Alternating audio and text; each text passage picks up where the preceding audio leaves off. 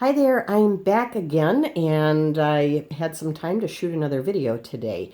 I want to use my bread maker again, and this time we're going to do a yeasted bread and I'm going to do a cheese swirl bread. The recipe I'm using is really easy. It's basically an easy white bread recipe, traditionally with the shredded cheeses mixed into the bread. Well, I'm going to do something a little different, and I'm going to use the dough cycle. And then when that's finished, I'm going to pull it out, roll the dough flat like you would cinnamon rolls. But instead of doing something sweet with cinnamon sugar and nuts or whatever, I'm going to put in some Italian cheeses and seasonings for a really wonderful experience. Hopefully, fingers crossed. So let's get started on the recipe. I have my bread pan. Paddle is in place. Always want to make sure that's in first. Kind of messy to try to get it in there after the fact. So I'm going to start off with, and again, the recipe and the instructions will all be listed below in the description box below the video. So, and also start off with your ingredients all at room temp if possible. If you're using milk or an egg or something like that out of the fridge, warm it up a little bit before you, or let it come to room temp before starting. It lends much better results. So I have 2/3 cup of milk, and this is just plain whole milk, but you can use any milk that you have. Doesn't have to be whole milk. I also have a 1/4 cup of water, and I just used warm water from the tap. Not hot, warm. You don't want it too hot because you don't want to kill the yeast. I have 1 egg here.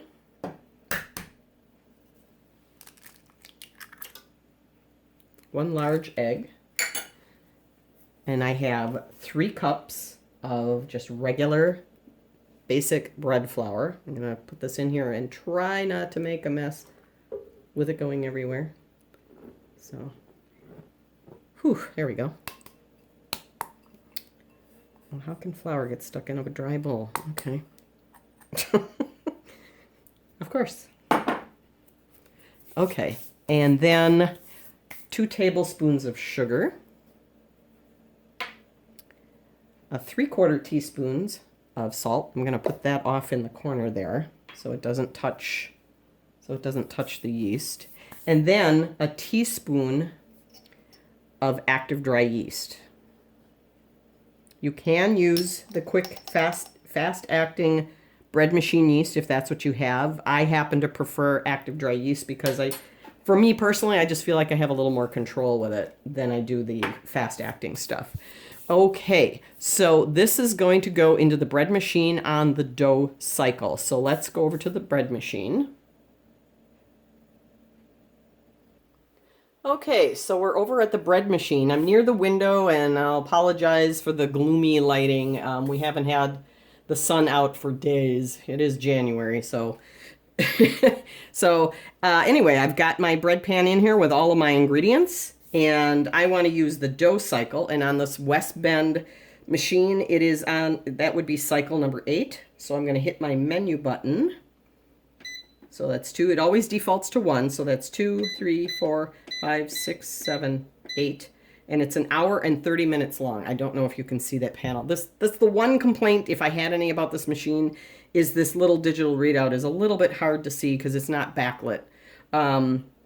So I can see it okay, but I don't know that it's picking up on camera too well. So then I'm going to go ahead and hit the start. Since this is just the dough cycle, I don't need to choose a crust color or a loaf size or any of that. So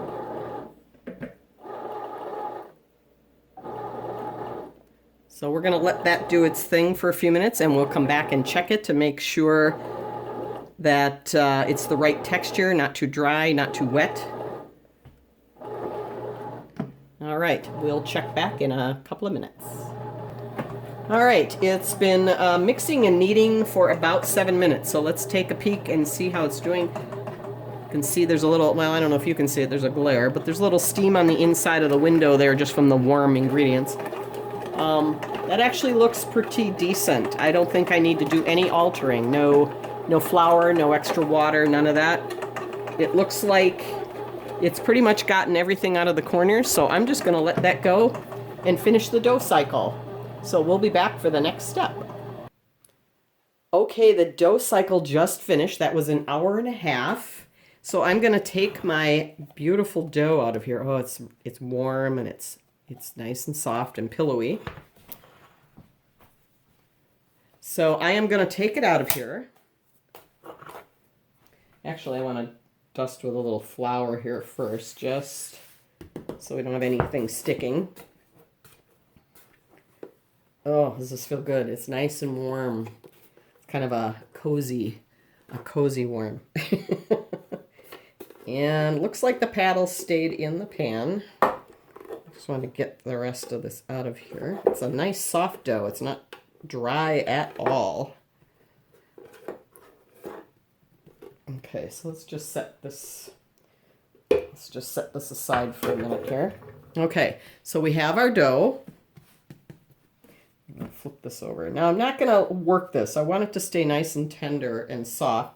So I don't want to, manhandle it too much. It smells so good. There's nothing in the world, nothing that smells as good as a yeasted dough. There's just something so wholesome about it. All right, so I'm getting a little spring back. So this is where you could either drive yourself crazy or cover the dough, walk away, and let it rest for a few minutes. So we're going to let that rest for just a couple minutes here. Okay, I just let that rest for a minute or two. If it's really springy and just kind of driving you crazy, cover it with a soft towel and just walk away for 8 to 10 minutes. But now that I have this out, I decided to start rolling it, and it looks like it's cooperating for the most part. So, and it doesn't have to be perfect. I just want to get it to the size that I want. So,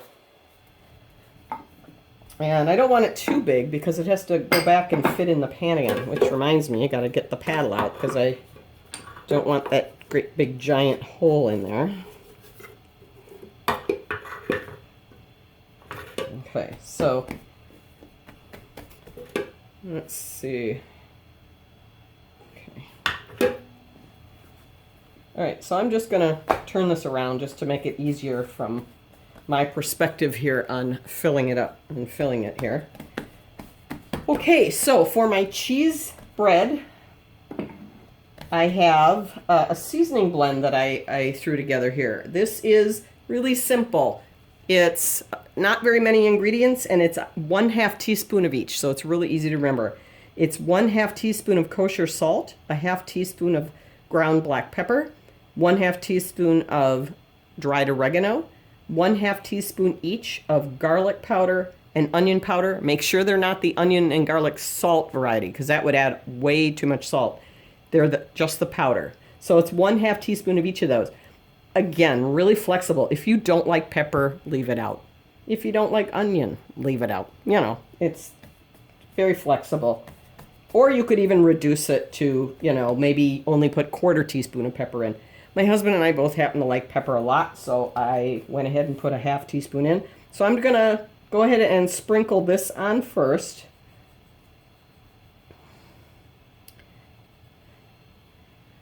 I'm just going to kind of spread that out. And I'm going to press that in a little bit with the rolling pin. Not real firm, just enough to hopefully get it, embedded into the dough a little bit. Let's see if I can even it out here. But just to kind of make sure it sticks, and when I start rolling it up, it doesn't all, start tumbling to one end here. All right, and then my cheeses, I have one of my absolute favorites. This is from the deli, freshly grated Parmesan cheese. And I get it from the deli to avoid the canned stuff, which has all that weird powdered stuff in there. It's anti-caking agents.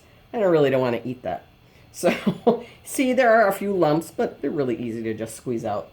So this is 1/2 cup of Parmesan. Again, another reason you don't want to use onion and garlic salt, because Parmesan cheese tends to have a saltier flavor to it. So we're going to put this on. like so. I should probably bring that out to the outer edges a little more. Okay. And then for my shredded variety, I have a 1/4 cup here of shredded Asiago cheese. And this, I just put literally like 2 finger pinches of flour in there and mixed it up. And the reason for that is same thing with my cinnamon raisin swirl bread, is I'll put flour in that as well. And that prevents that separation when you go to cut a slice and look at the swirl and it kind of pulls apart and some of the filling falls out. It doesn't look so good. So I went ahead and put a little flour on that. So I'm hoping that'll do the same thing with cheese. And this will be interesting because cheese melts, but so does sugar. So, all right, so we got that spread out evenly. Again, I'm going to take my rolling pin just to press that down a little bit.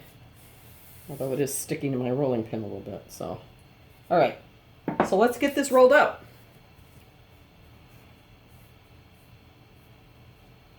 Oh, these cheeses smell so good. Really, really smells wonderful. Okay, so I'm going to bring this up. Give it a nice seal. I'm going to roll that over. I'm not too worried about pressing that seam really tightly because it's going to be in here seam side down. I'm going to tuck the ends under and hopefully get this back into the pan. Yeah, kind of maybe accordion it a little bit here. And back down into the pan like that. You can see that? A little wrinkly, but that will all smooth out. Now, you don't want to bake right away. You need to let it rise a little bit. So we're going to let this rise for a good, hopefully it only takes about 30 minutes. It might be more like 45. So I'm going to let that rise. Okay, it has been about 35 to 40 minutes rising. So I'm going to take a quick peek to see if we're ready. I think we're just about ready to hit the bake cycle here. Let's just take a look. And it does look like it has doubled in size. So we're going to go ahead and start the bake cycle here. And on this particular machine, it is the last setting, which is number 12. So we're going to hit the menu, and it did revert back to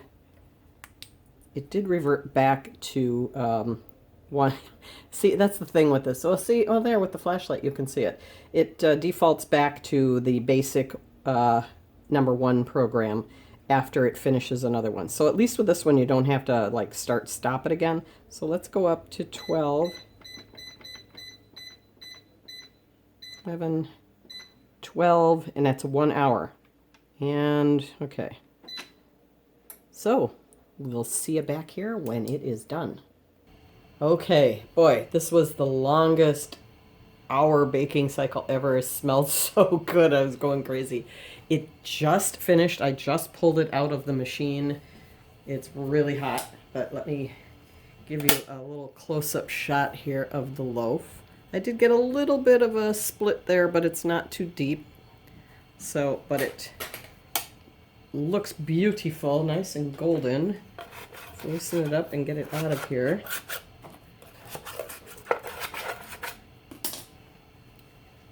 Okay.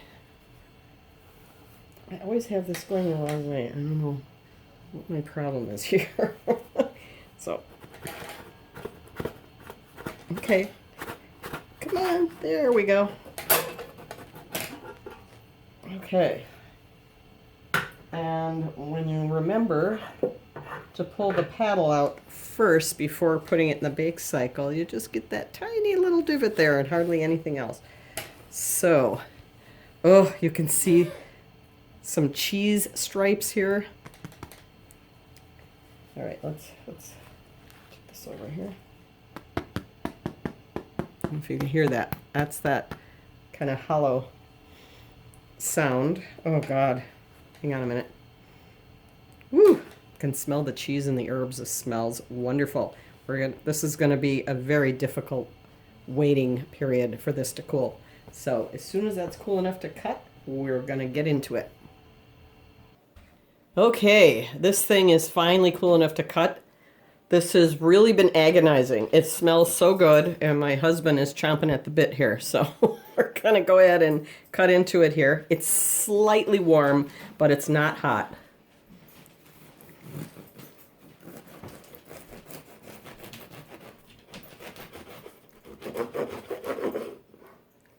Okay. All right, well, there's our nice texture. Now, the swirl's not real obvious because the cheeses are white, but boy, it's in there. Okay. Guess we'll cut another slice. But you can kind of see the swirl here. The herbs. Oh, but the aroma is intoxicating. So we'll get a review here from the peanut gallery on the other side of the kitchen counter here while I cut myself a slice. Oh, it's so nice and tender.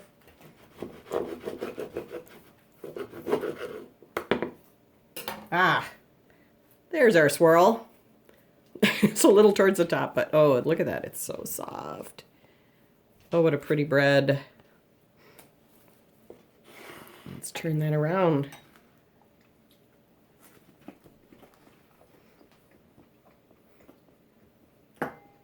Well, okay.